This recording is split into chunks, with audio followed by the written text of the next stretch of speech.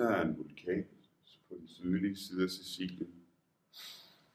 Det er en aktiv vulkan, det vil sige, at den stadigvæk kan gå i udbrud.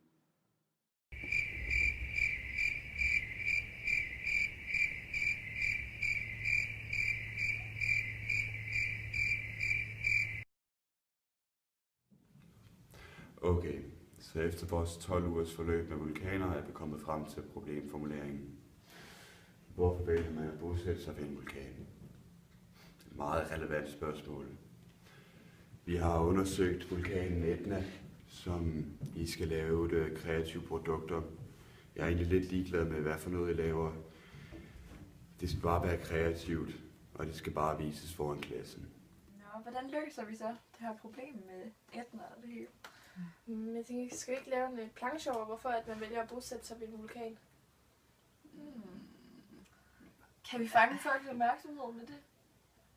Skal vi ikke have noget, der er lidt anderledes? Noget, der ikke bare får folk til at falde helt i søvn. Selvom det også er godt nogle gange. Altså, der er jo altid powerpoints, men det laver vi jo bare hele tiden. Ja, det er rigtigt. Og folk falder i søvn mellem hver slide. Ja. Jeg også. Nej, for helvede. Vi laver sgu da en film. En film? Ja. Ej, det er sgu da en god idé. Ja. Sådan, Så kan vi også få nogle lidt andre vinkler på det. Ja, og vi kan også bedre selv fordybe os i tingene. Og vi tager ud på ødemarken. Ja.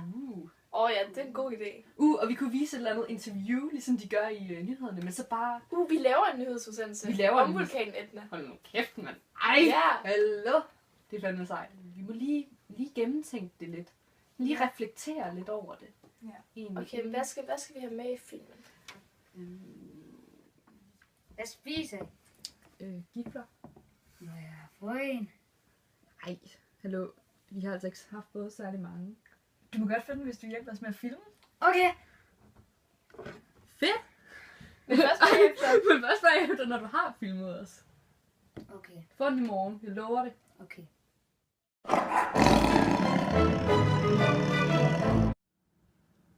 Ja, vores produkt, det er så blevet til en film om vulkanen Etna.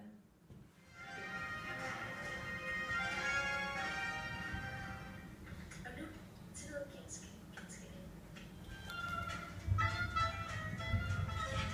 og nu står vi så her i Italien på Sicilien, og jeg skal snart mødes med Miguel Ferrato, som er landmand og som dyrker jorden her på vulkanen Etna. Hvorfor har du så valgt at bosætte sig ved den her vulkanen Etna, som jo egentlig konstant er aktiv? Altså, det er der jo flere grunde til.